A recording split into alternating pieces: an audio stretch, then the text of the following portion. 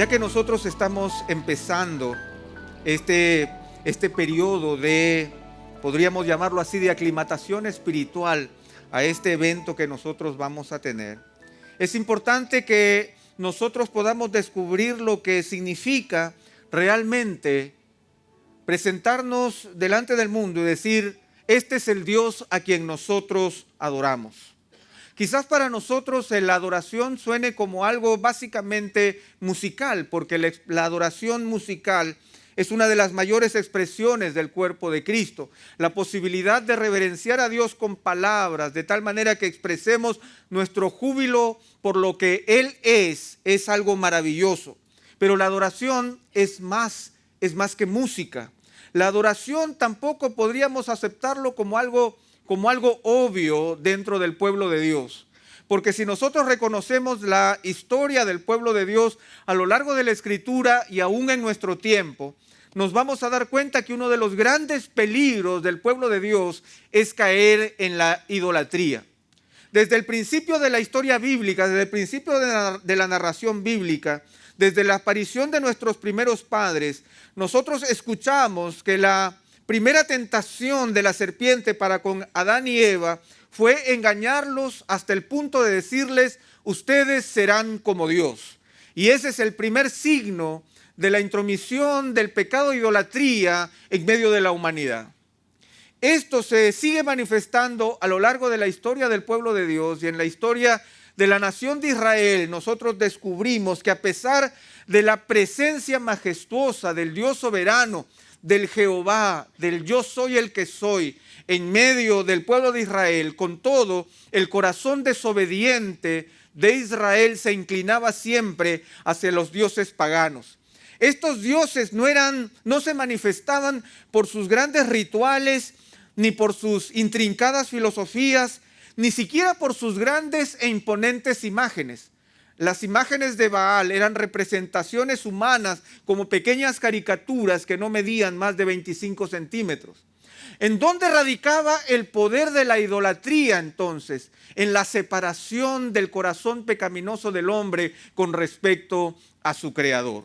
Ahí radica la naturaleza de la idolatría, un corazón separado de Dios que busca imaginar un Dios que no sea la del Dios soberano, Rey del universo, creador del cielo y de la tierra.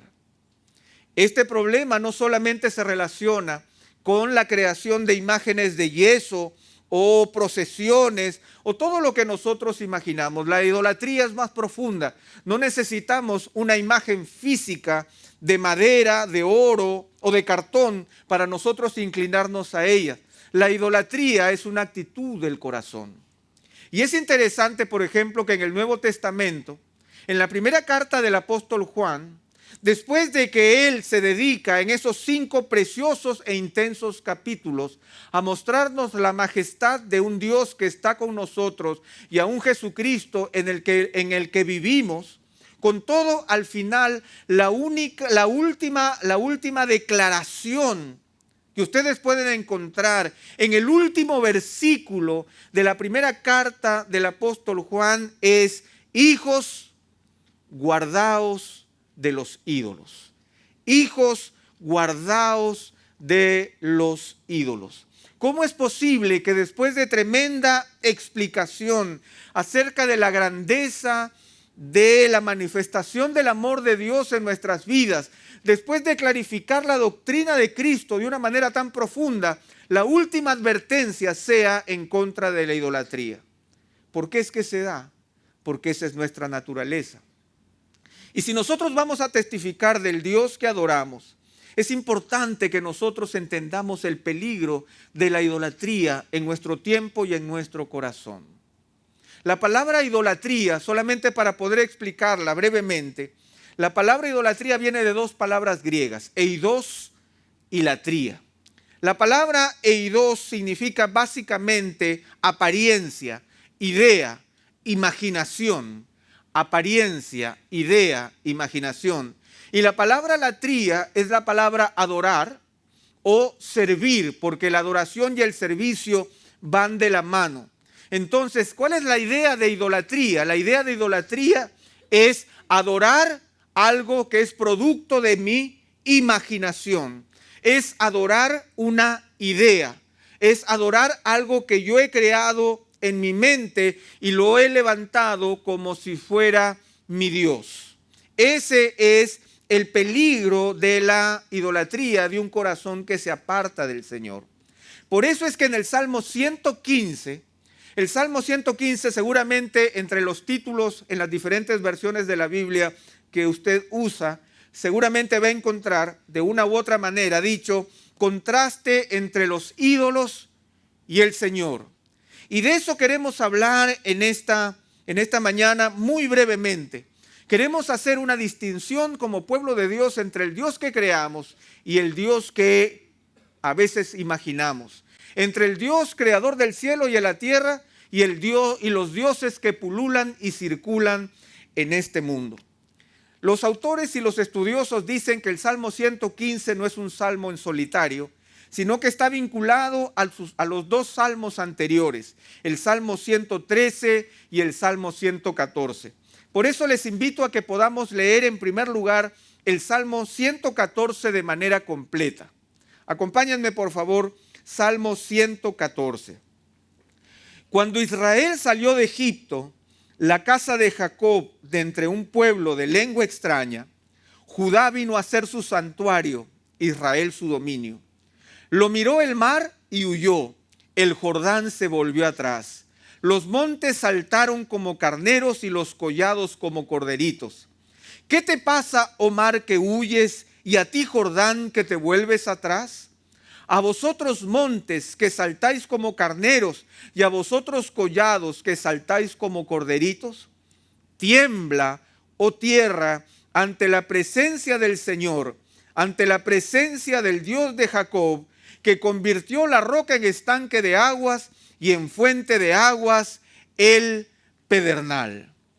Si ustedes notan en este primer acercamiento poético al Señor, lo que se manifiesta aquí claramente es la descripción de un Dios todopoderoso cuyo poder sobrepasa el poder de la naturaleza, porque el Señor es el creador de la naturaleza. Y el Dios a quien nosotros seguimos es el creador y el sustentador de todas las cosas.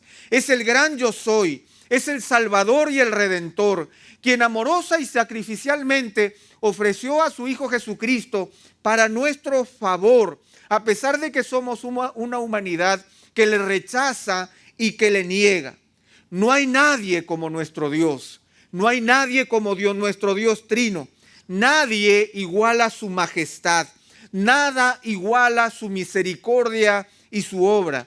Como dice el verso 7 del Salmo 114, tiembla, oh tierra, ante la presencia del Señor, ante la presencia del Dios de Jacob, que convirtió la roca en estanque de aguas y en fuente de aguas el pedernal. Nosotros creemos no en un Dios de nuestra imaginación, sino en un Dios que se ha revelado y que ha dejado testimonio de quién es Él a lo largo de toda la Escritura. Un Dios que nos ha demostrado su plan de redención y su amorosa convicción de favor para con la humanidad a lo largo de varios miles de años, en donde el testimonio de su amor es radical. A tal punto que nuestro Señor Jesucristo dijo, el cielo y la tierra pasarán, pero mis palabras no pasarán. Ese es nuestro Dios, un Dios inconmensurable, un Dios incomparable, un Dios que puede transformar la naturaleza, un Dios al que todo el mundo se le sujeta, un Dios que tiene el universo en la palma de su mano. Un Dios que nos amó de tal manera que dio a su Hijo unigénito para que todo aquel que en Él crea no se pierda, mas tenga vida eterna. Lo que estamos afirmando es simplemente que la Escritura nos da testimonio de un Dios incomparable. No hay nadie que se pueda poner a su lado. No hay nadie que se pueda comparar con Él. No hay nadie que se pueda comparar con Él en su intención de amor y en su propósito eterno con nuestras vidas. Tiembla, oh tierra, ante la presencia del Señor, ante la presencia del Dios de Jacob. No es cualquier Dios, no es solamente Dios, es el Dios que se ha revelado a nuestras vidas y que se ha manifestado de manera salvadora a nuestro favor, de manera clara y contundente a lo largo de la Escritura. Si hay algo que nos ayuda a vencer la idolatría y la imaginación de nuestro corazón, es cuando dejamos que nuestra mente se sature con la presencia del Dios de la palabra. Cuando nosotros conocemos al Dios de la palabra, estamos tomando el antídoto en contra de la idolatría. Y por eso entonces es que ahora empezamos el Salmo 115. El Salmo 115 empieza con una declaración, que es la declaración del pueblo de Dios que conoce a su Señor. El Salmo 115, el verso 1 dice: no a nosotros, Señor, no a nosotros, sino a tu nombre da gloria por tu misericordia, por tu fidelidad. Esta es la primera declaración de un pueblo que conoce a su Señor, que no está imaginando a Dios, sino que lo está reconociendo en el poder del Dios manifestado en las Escrituras. No a nosotros, Señor, no a nosotros, sino a tu nombre da gloria. Ustedes saben que, y lo hemos repetido en varias oportunidades, que el hebreo no tiene superlativos ni tampoco tiene signos de admiración. Por lo tanto, cuando una frase requiere la potencia de una afirmación, se repite 2 o 3 veces. Y por eso es que esta declaración es fundamental. Señor, no a nosotros, sino a tu nombre sea dada la gloria, porque no hay nada en nosotros que se pueda comparar con lo que tú eres. No hay nada en nosotros, no hay personaje humano, no hay nada en la creación, no hay nada alrededor nuestro que se pueda comparar con tu grandeza. Y es así que el salmista señala: no a nosotros, Señor, no a nosotros, sino a tu nombre da gloria por 2 factores: por tu misericordia, por tu fidelidad. Y estos 2 elementos juntos nos hablan del carácter amoroso de nuestro Dios. La palabra misericordia es una palabra sumamente interesante y particular, porque hay varias palabras en hebreo para misericordia. Pero la que el autor, el salmista, está usando en este caso es una palabra que refleja un amor firme, inalterable, garantizado por el pacto y el compromiso del Señor para con su pueblo. De lo que se trata aquí es que el Señor está diciéndonos: la misericordia que yo manifiesto para con ustedes no es un acto casual. No es un acto que está relacionado con un momento compasivo en que yo te vi llorando, te vi necesitado, yo pasé por tu lado, saqué una moneda y te la dejé para que satisfagas tu necesidad. No es así la misericordia de Dios. La misericordia de Dios es un acto comprometido del Señor, basado en una promesa de parte de Dios, en donde Él se obliga a tener cuidado de nosotros. Es un Dios que no cambia en su misericordia. Es una misericordia que permanece inalterable, aunque yo no la merezca, porque Él se ha comprometido con esta verdad. Esa es la idea del Dios misericordioso a quien nosotros seguimos. Por lo tanto, nosotros podemos encontrar compasión en muchas partes. Una compasión circunstancial para con nuestras vidas, pero nunca podremos encontrar la misericordia de Dios en ningún ser humano sobre este planeta. Por eso, no a nosotros, sino a tu nombre, darle gloria por tu misericordia. Por esa misericordia garantizada en la cruz de Jesucristo, que permanece inalterable y su sangre sigue siendo poderosa para limpiarnos de todo pecado, para limpiarnos de toda maldad. Por eso es que la misericordia de Dios llega al punto no solamente de mirarnos con gracia, sino de llevarnos para compartir la eternidad con Él. No solamente se trata de que el Señor me mire con gracia, sino que el Señor me dice: A pesar de que tú viviste apartado de mí, a pesar de que tú estás separado de mí, con todo yo te tomo para que vivas conmigo por el resto de la eternidad. Esa misericordia está garantizada por el Señor y está garantizada no solo por su misericordia, sino que dice, por su misericordia, por tu fidelidad. Yo sé que algunas de sus versiones dicen verdad, ¿cierto? En algunas de sus versiones dice verdad. ¿Es que existe relación entre la palabra fidelidad y verdad? Sí, porque son la misma palabra en hebreo. Porque en realidad lo que está diciendo allí es que se trata de un Dios que es veraz, un Dios que es digno de la confianza. ¿Por qué es digno de la confianza? Porque Dios cumple lo que promete, porque es un Dios que habla, un Dios que se manifiesta con palabras, un Dios que da testimonio de las expectativas que Él tiene para con nosotros, un Dios que manifiesta su carácter y nos manifiesta la manera en que Él quiere obrar.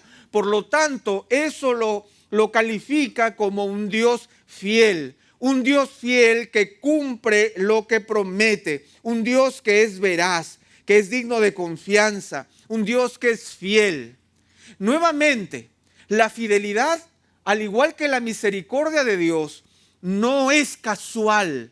No tiene que ver con un momento al azar en nuestras vidas en que nuestro Señor nos garantiza algo en nosotros, sino es un Dios que ha comprometido su palabra de tal manera que lo que Él se ha comprometido a hacer, lo va a hacer.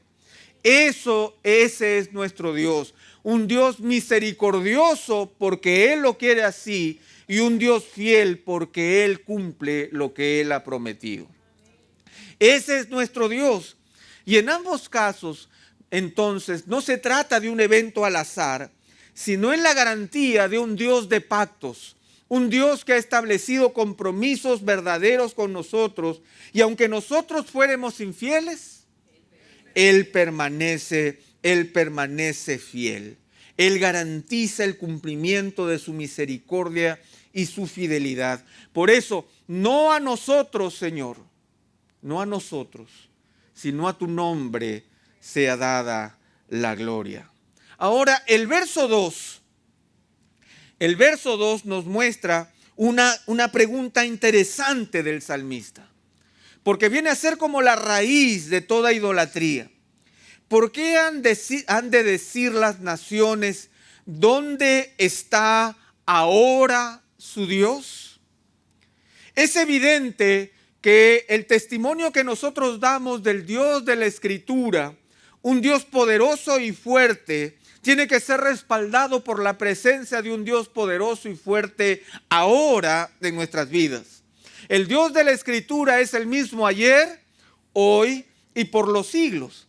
Por lo tanto, la expectativa que nosotros tenemos es que Dios se manifieste ahora de la misma manera.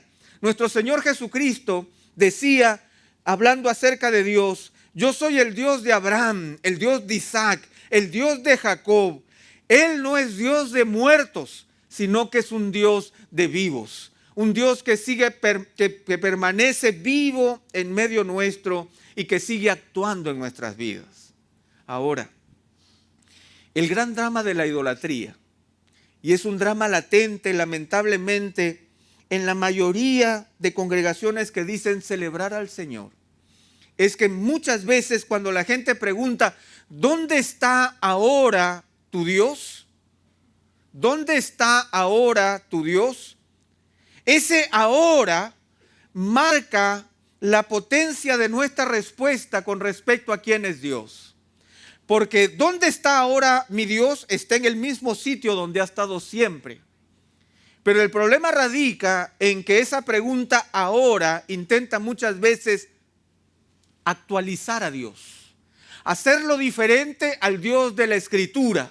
Nosotros queremos actualizar a Dios, a un Dios que sea conforme a nuestro tiempo, que responda a las inquietudes actuales, que piense como nosotros, que sienta como nosotros, simplemente un Dios que pueda ser aceptado en sociedad, un Dios silenciado, un Dios que hemos convertido en una persona cualquiera para que pase desapercibido o que simplemente sea aceptado como si Él ya no fuera el Señor, sino como si fuera el vasallo de la humanidad. ¿Dónde está ahora tu Dios? Esta pregunta solamente puede ser respondida alrededor del Dios de la Escritura y el Dios que se mueve entre nosotros. Lamentablemente, como lo hemos dicho, nosotros vivimos ahora la idolatría de haber creado un Dios conforme a mi imaginación, conforme a mis ideas, conforme a los pensamientos del tiempo. Y déjenme darles algunas características de ese ídolo divino que muchos de nosotros sustentamos en este tiempo. Nosotros hablamos de un Dios que piense exactamente como yo pienso y que apruebe mi conducta porque simplemente me hace feliz. Muchos de los dioses y de los ídolos que circulan en la actualidad tienen esa característica. ¿Cómo piensa Dios? Exactamente como pienso yo. Yo no pienso que Dios deba pensar así. ¿No han escuchado personas que le dicen a usted, yo no creo que Dios piense así? Yo no creo que Dios piense así. O sea, ¿cómo debe pensar Dios? Como yo. O sea, imagínense la sabiduría que tienen. Son como Dios. Un Dios que piense como yo y que apruebe toda mi conducta simplemente porque yo soy feliz con ella. Un Dios que no tenga nada que decir acerca de mi vida. Un Dios sin demandas, pero con muchas bendiciones. Un Dios que permita que lluevan jipetas, que se llenen mis bolsillos de dinero. Un Dios que me dé todo aquello que me hace falta, pero que no tenga demandas para mí. Un Dios que mantenga el control del universo. Señor, no nos mandes terremotos, no nos mandes huracanes, no nos mandes tormentas, que no se metan los ladrones en mi casa, que me vaya bien en los negocios, pero con mi vida no te metas. Señor, ten control sobre todo, menos moi. Conmigo, Señor, a mí me dejas en absoluta libertad. Mientras tú estés a cargo de todo, yo me encargo de mi propia vida como yo puedo. Ese Dios es un Dios tan amoroso que solamente vive para malcriarme. Un Dios que me mima y me malcría. Un Dios que simplemente está buscando que yo sea feliz. ¿Quién es ese Dios? ¿Quién es ese ídolo? ¿Es un Dios sin historia? ¿Un Dios sin palabras? ¿Un Dios sin carácter? Porque es un Dios que se amolda a mi historia, se amolda a mis palabras y se amolda a mi carácter. ¿Qué es esto? Un ídolo, un eidos. Yo idolatro algo que yo he creado en mi propia imaginación. Un Dios que no tiene respuestas. Un Dios que es mi copiloto para que sea una compañía entretenida durante mi viaje, pero un viaje que he decidido yo mismo hacer. Yo sé hacia dónde voy. Yo solo quiero que me acompañes. Ese no es el Dios de la Escritura. ¿Dónde está ahora tu Dios? Por eso es que a partir del verso 4, y permítanme saltarme el verso 3 para el final, a partir del verso 4 hasta el verso 8, habla justamente de esta realidad. Él dice, el salmista dice, los ídolos de ellos son plata y oro, obra de manos de hombre. ¿Tienen boca? Y no hablan. ¿Tienen ojos? No ven. ¿Tienen oídos? Y no oyen. ¿Tienen nariz? Y no huelen. ¿Tienen manos? Y no palpan. ¿Tienen pies? Y no caminan. No emiten sonido alguno con su garganta. Se volverán como ellos los que los hacen y todos los que en ellos confían. Los ídolos de ellos son plata y oro. Interesante, yo no sé si ustedes notan aquí, hay algo muy sutil. Él nos dice, el salmista no dice, los ídolos de ellos son hechos de oro y plata, sino dice, los ídolos de ellos son oro y plata. O sea, la idolatría humana es representar la suma de todo aquello que es atractivo material y temporalmente al ser humano y representarlo de tal manera que yo me inclino ante aquello que yo considero de valor. Los dioses humanos responden a las inquietudes humanas, responden a los valores humanos. Si tú quieres encontrar un ídolo y encontrar a un sacerdote que predica a un ídolo falso, escucha su mensaje y su mensaje no se apartará de este mundo. No se apartará de lo que a la gente le gusta oír. No se apartará en un atisbo de aquello que la gente imagina en su propio corazón. Los ídolos de ellos son oro y plata. Obra, como dice ahí, obra de manos de hombres. Son un diseño humano que busca satisfacer necesidades humanas. Obras de manos de hombres. Son el resultado del trabajo del hombre que no alcanza a la divinidad. Y que por lo tanto son una representación de nuestros deseos, de nuestros temores, de nuestras aspiraciones.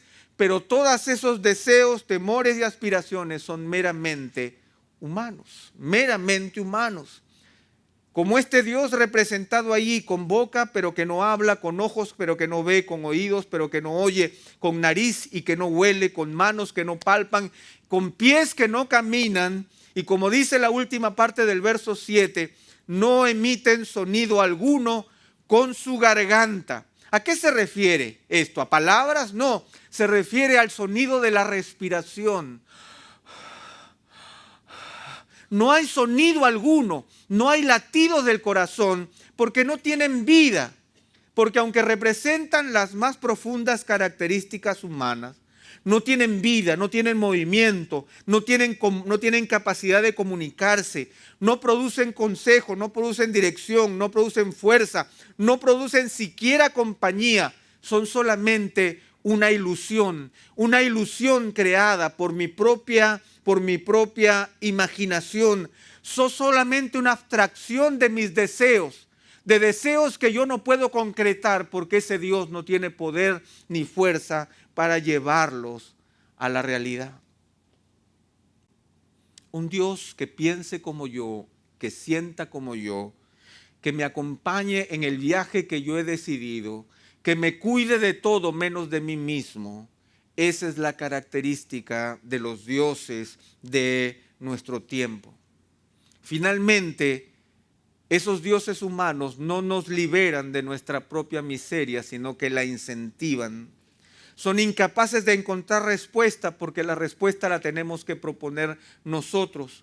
Quizás nos inventan una esperanza, pero es tan débil que en cualquier momento en que sople el viento, esa esperanza se va con el viento porque nuestras vidas no están cimentadas en la roca de un verdadero Dios. Esa es la idolatría con la cual nosotros debemos luchar.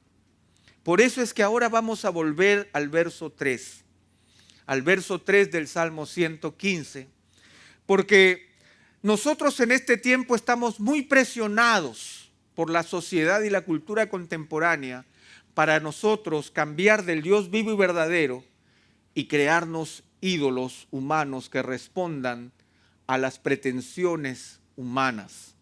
Y a veces cuando nosotros hemos escuchado a pastores, a líderes religiosos presentarse en foros seculares y cuando les hacen preguntas que son difíciles de responder con respecto a la homosexualidad, con respecto al aborto, con respecto a las conductas humanas, nosotros vemos que esos trastabillean y dicen, bueno, Dios es amor, Dios quiere perdonar a todos, Dios quiere por aquí y por allá. ¿Por qué? Porque hay la necesidad en el mundo de querer escuchar un Dios que sea un ídolo, pero no la realidad del Dios vivo y verdadero. Por eso es que si nosotros vamos a presentar la conferencia, el Dios que adoramos, tenemos que ponernos los pantalones para poder responder como dice el verso 3. Nuestro Dios está en los cielos y Él hace lo que le place. ¿Dónde está Dios? Mi Dios está en los cielos y Él hace lo que le place. El salmista no tiene la intención de suavizar a nadie, ni crear un ídolo para que todos estemos contentos. Nuestro Dios es el Dios de la Escritura. Y cuando menciona mi Dios está en los cielos, no se está refiriendo al lugar angelical donde están los angelitos danzando de nube en nube. La idea de los cielos es el lugar que representa el lugar en donde Dios gobierna, separado de todo el resto de la creación. Donde no hay nadie que lo presione, donde no hay nada que lo domine, donde Él tiene control sobre todas las cosas. Mi Dios está en los cielos. No intentes manipular a mi Dios, porque a mi Dios no lo manipula nadie. Mi Dios está allí en los cielos gobernando sobre toda la creación. Y no solamente eso, mi Dios que está en los cielos hace lo que le place. No le vas a torcer la mano.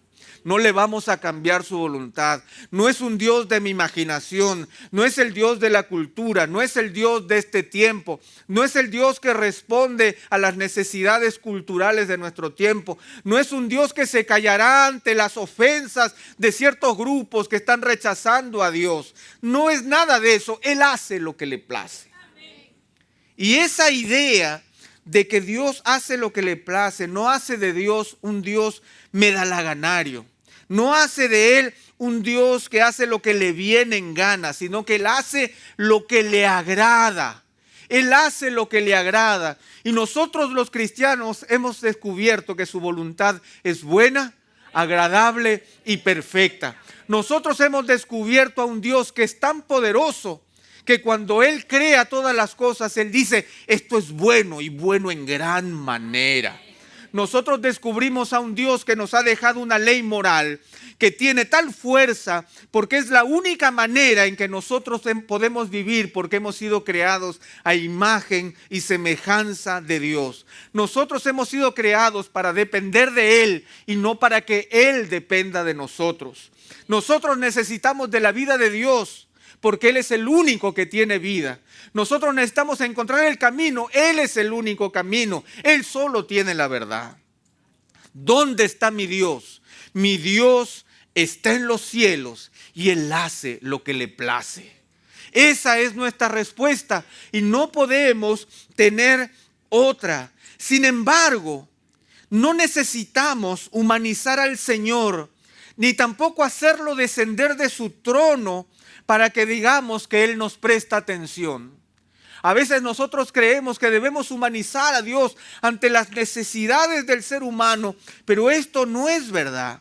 Si nosotros miramos el Salmo 113, por favor acompáñenme, el Salmo 113, Dios no necesita de salir de su lugar de dominio para tener misericordia de nosotros. Salmo 113, a partir del verso 4, dice: excelso sobre todas las naciones es el Señor. Su gloria está sobre los cielos.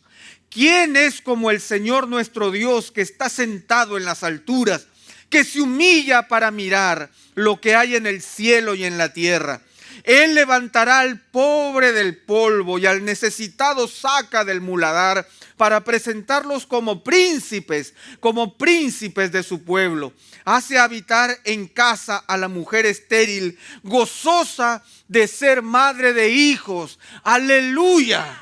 ¿Dónde está mi Dios? Mi Dios está en el cielo, gobernando sobre todas las cosas, y desde las alturas se humilla a mirar lo que hay en el cielo y en la tierra. Y cuando Él mira y es capaz de ver al pobre, al menesteroso, aquel que ni siquiera cuenta con la aceptación del mundo, pero para el Señor sí tiene su lugar.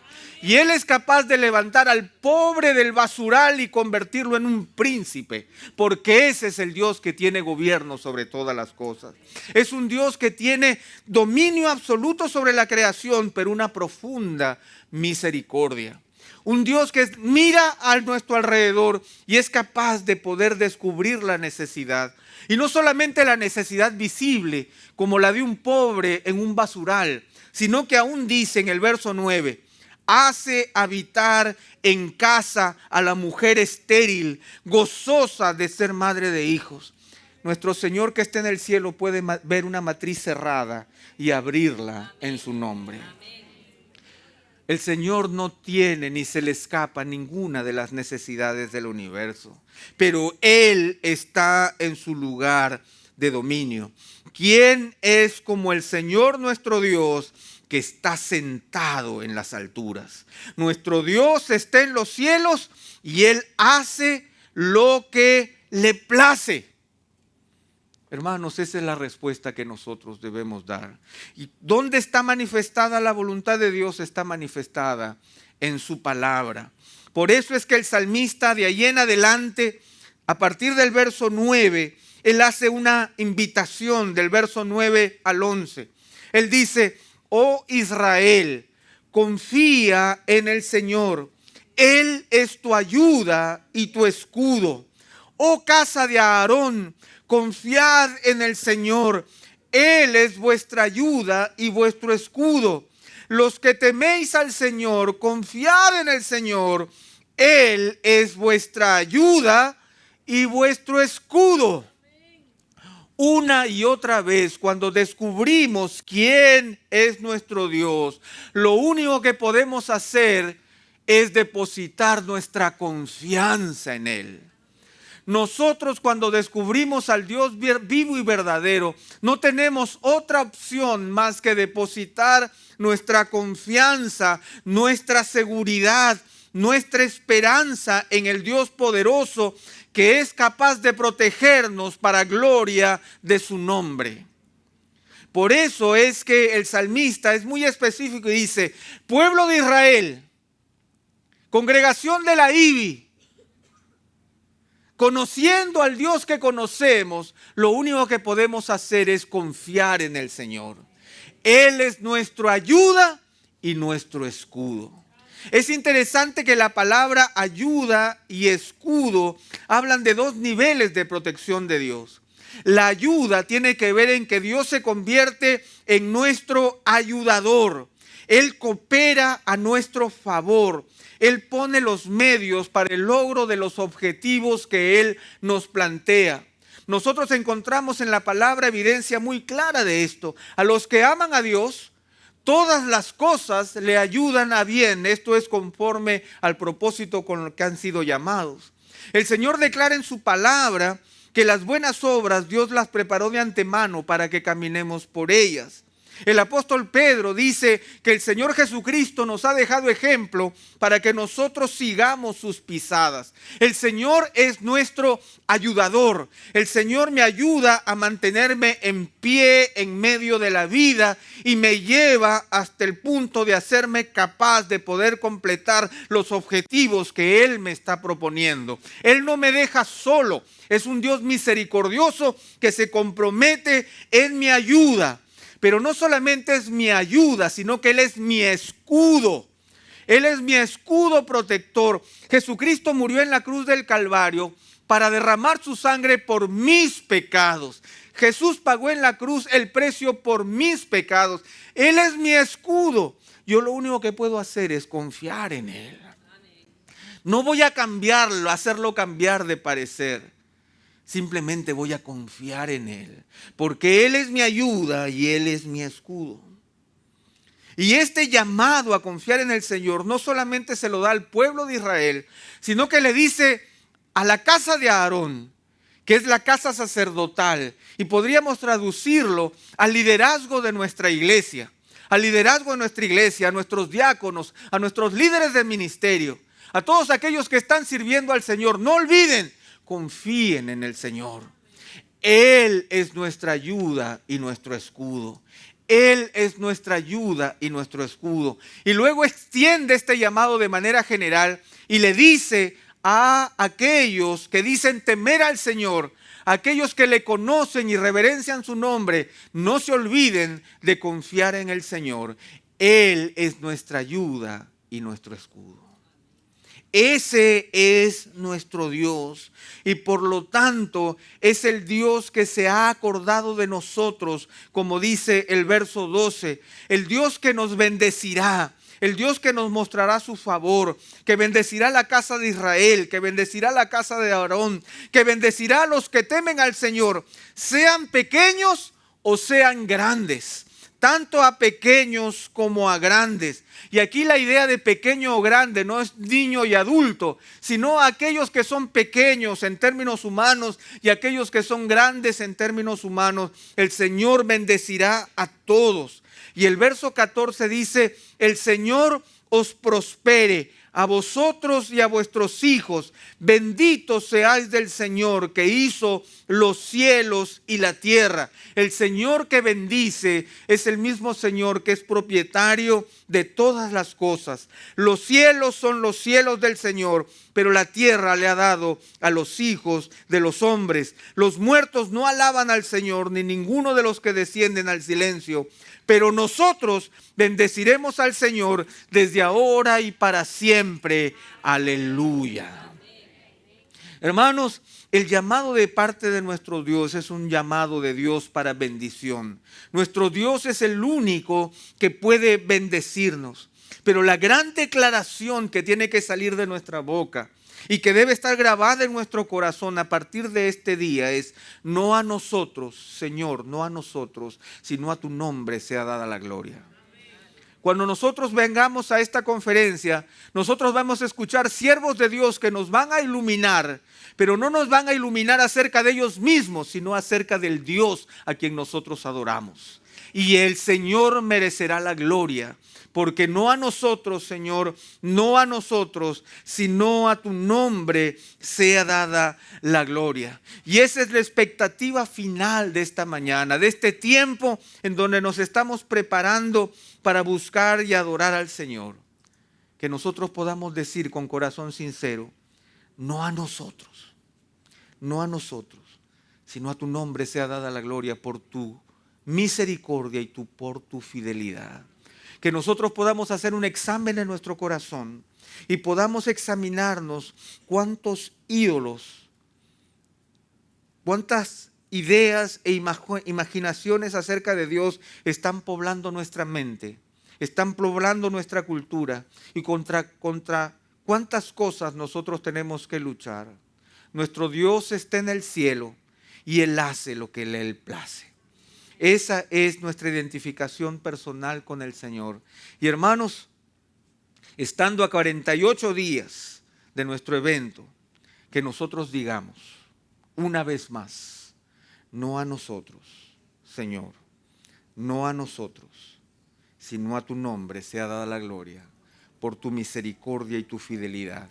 Porque no hay nadie como tú, Señor, porque no hay nadie que pueda ocupar tu lugar, porque no hay nadie que pueda, Señor, hacer las cosas como tú las haces, porque no hay nadie en este mundo que pueda realmente hacerte sombra, porque tú eres el Dios del cielo y de la tierra, el Dios revelado, el Dios que nos ha dejado todas las cosas, y ese es el Dios a quien nosotros adoramos.